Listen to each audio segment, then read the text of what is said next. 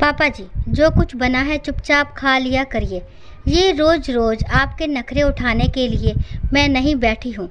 एक तो दिन भर काम करो, ऊपर से इनके नखरे झेलो। कविता बड़बड़ाती हुई कमरे से बाहर निकल गई। सुबह के नाश्ते का वक्त था और कविता ने कड़क सी थोड़ी जली रोटी सूखी सब्जी के साथ परोसी थी। कमलेश जी ने सिर्फ इतना ही कहा था कि बहू इस उम्र दांत भी साथ नहीं देता, थोड़ी मुलायम रोटी दिया करो, नहीं तो थोड़ा दूध दे दो, उसी में भिगोकर खा लूँगा। ये आए दिन के किस्से बन गए थे। थाली में खाने लायक खाना कभी कभार ही होता था। नकली दांत थे और पेट भी कमज़ोर हो ही जाता है। इस उम्र में तो कभी दलिया उपमा कुछ मुलायम सा बन जाए तो स्वाद भी बदल जाता है और खाने में आराम रहता है। लेकिन खाने को 2 वक्त रोटी भी सम्मान की नहीं परोसी जाती थी। उनकी थाली में ऐसा लगता था कि किसी बेजुबान के सामने खाना डाल दिया गया हो। करते भी क्या कमलेश जी, बेटे की जिद पर गांव वाला घर बेचकर दिया था और तब बेटे ने उसी से शहर में ये घर खरीदा था। शाम को टहलने निकलते कमलेश जी तो पार्क में, जहां उनके कई मित्र बन चुके थे, मुलाकात हो जाती और थोड़ी गपशप हो जाती थी। बुढ़ापे की बातें कभी कल की सुखद यादों में चली जाती, कभी भविष्य की चिंताओं की ओर खींच लिया करती थी। आज कमलेश बाबू थोड़े उदास से लग रहे थे। रंजन बाबू को समझ में आ रहा था कि कोई तो बात है। उन्होंने जानने की कोशिश की तो कमलेश बाबू ने तबीयत खराब होने का बहाना बना दिया, क्योंकि चौराहे पर इज्जत उछालना यानी अपने ही घर की बदनामी थी और जितने मुंह उतनी बातें। पता नहीं कौन किस बात को कैसे लेगा और कैसे परोसेगा। तोड़ मड़ोड़ कर फिर अपनी परवरिश पर भी तो सवाल उठता कि कैसे संस्कार दिए हैं अपनी औलाद को, जो पिता की परवाह ही नहीं करता है। उसके खाने पीने और दवाइयाँ भी रहमो करम पर चलती हैं। जल्दी ही पार्क से लौट आए थे कमलेश बाबू। रात के भोजन के वक्त उन्होंने बेटे से बात करनी चाहिए तो बहू ने बात काटते हुए कहा कि पापा जी, दिन भर की भाग दौड़ के बाद इनको चैन की 2 रोटी तो खाने दिया करिए। बातें तो बाद में होती रहेंगी। सिर झुकाकर खाना खाया और अपने कमरे में चले गए कमलेश जी। उनके आंखों के सामने पुराने दिनों की यादें ताज़ा होने लगी थी। कैसे ललिता जी एक एक गरम रोटी खिलाती थी पूरे परिवार को, और किसी को एक रोटी खाने का मन हो तो उसे प्यार से 2 खिला देती। माँ अन्नपूर्णा का आशीर्वाद था उन पर। खाने में स्वाद तो था ही और दिल लगाकर सबकी पसंद का ध्यान रखती थी। यही बेटा जिसके नखरे उठाते नहीं थकती थी। एक सब्जी ना खाने पर तुरंत दूसरी बनाया करती थी। इस उम्र में आपका हमसफ़र जब छोड़कर चला जाता है तो ज़िंदगी के सारे रंगों को भी अपने साथ ले जाता है। एक परछाई की तरह उन्होंने कितना ख्याल रखा था सभी का। सचमुच हम सब ने उनकी कदर नहीं की थी। तब आंखें नम हो गई थी और ललिता जी की फ़ोटो पर हाथ फेरते बोल पड़े थे, ये कैसा साथ निभाया तुमने। अपने साथ मुझे भी ले जाती। जिल्लत की रोटी खाने के बजाय मैं मर क्यों नहीं जाता। उनको एहसास हुआ कि जैसे ललिता जी कह रही हो कि आप वापस गांव चले जाइए जी, इससे ज़्यादा ख्याल तो हमारा नौकर रामू आपका रख लेगा। दुखी होने की कोई ज़रूरत नहीं है। अभी आपके हाथ पांव सलामत हैं और अपनी खेती बाड़ी है वहाँ। कमलेश जी की आंखें खुली तो उनको लगा कि सचमुच रोज़ तिल तिल कर क्यों मरना। जब तक ज़िंदगी है आखिरी सांस तक सम्मान से जीना चाहिए।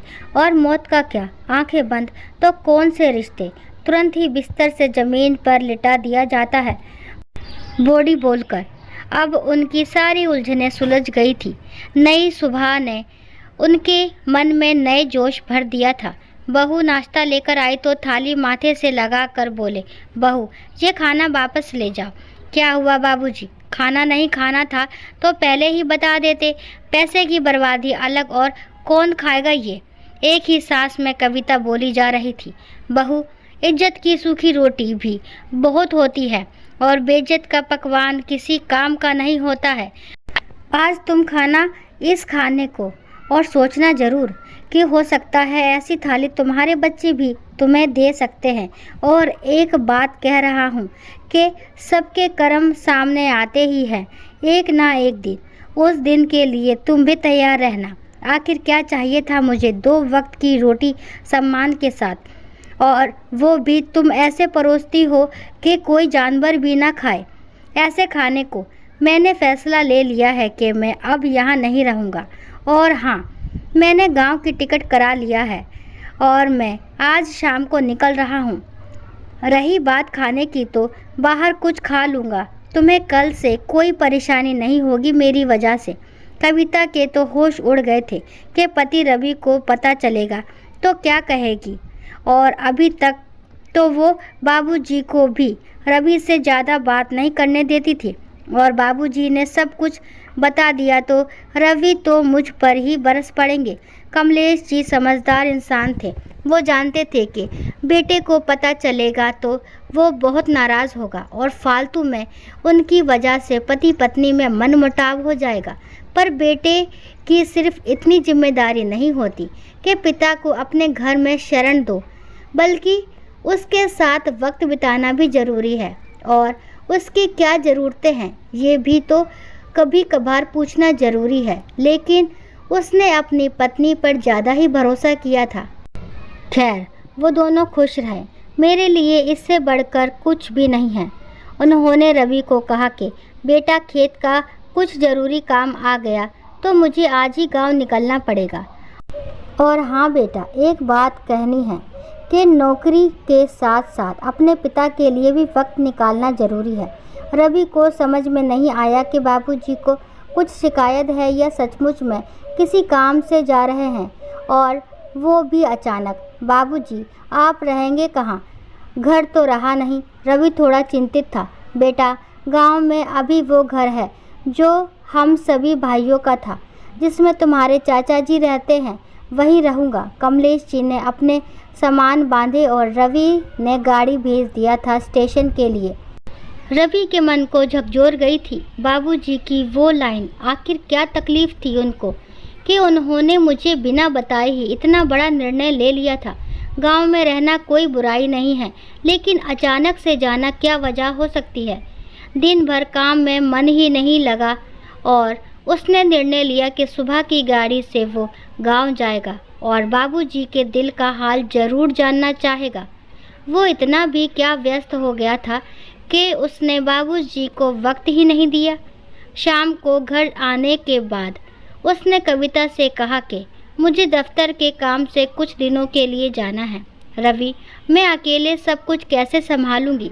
तुम मुझे भी साथ ले चलो, थोड़ी आउटिंग भी हो जाएगी। और बाबूजी भी नहीं हैं तो कोई बंधन भी नहीं है। बंधन? बाबूजी के रहने पर क्या बंधन था कविता? तुम मुझे सच सच बताना कि बाबूजी तुम्हारी वजह से तो नहीं गए हैं घर छोड़कर? तुमने मेरे पीछे से कैसा बर्ताव किया है उनके साथ? चोर की दाढ़ी में तिनका होता ही है। कविता को लगा कि बाबूजी ने उनके प्रति बर्ताव को ज़रूर बताया है और वो उबल पड़ी कि मैं तो थक गई थी उनके रोज़ रोज़ के नखरे से। रोज़ ही खाने में मीन मेख निकाला करते थे और पता है, आज तो उन्होंने खाने की थाली ही वापस कर दी। रवि को समझते देर नहीं लगी थी कि ज़रूर बाबूजी के सम्मान को ठेस लगी है, तभी उन्होंने खाना नहीं खाया। कविता, तुमने एक बार भी ज़रूरी नहीं समझा कि मुझे फ़ोन करके बताने की? बाबूजी बिना खाए पिए घर से गए हैं। मैं कल ही गांव जा रहा हूं और तभी लौटूंगा जब बाबूजी मेरे साथ आने को तैयार होंगे।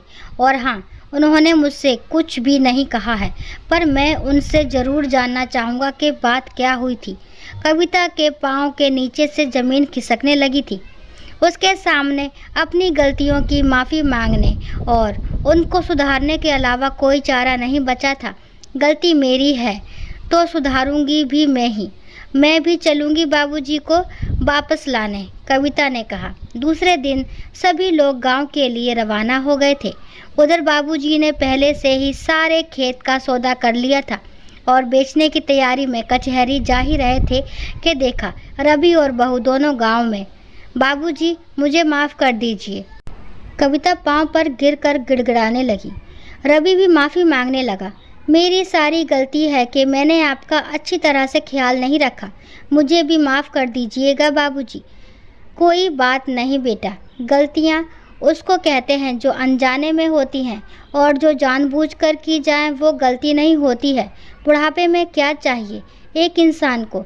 मान सम्मान की रोटी और मेरी थाली में जो भोजन परोसा जाता था, और उसके साथ कविता के ताने, उसको हजम करने की ताकत अब नहीं रही बेटा।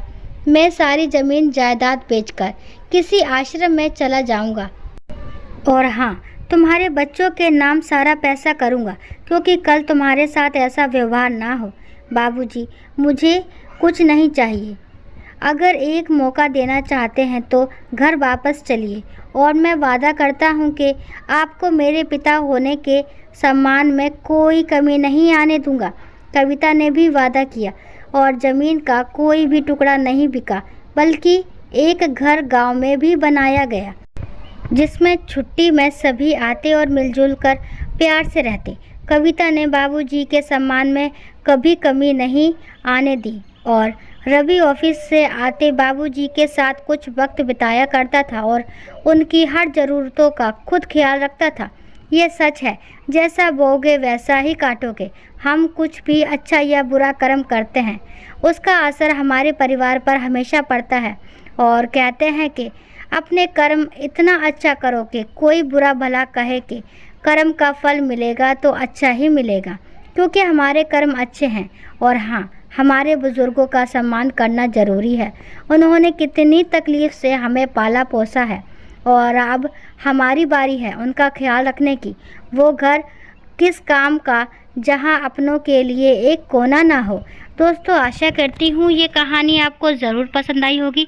अगर कहानी पसंद आती है तो प्लीज़ मेरे चैनल को लाइक, शेयर, सब्सक्राइब करना ना भूलें, और इस कहानी के बारे में आपके जो भी विचार हैं कमेंट बॉक्स में ज़रूर बताएं।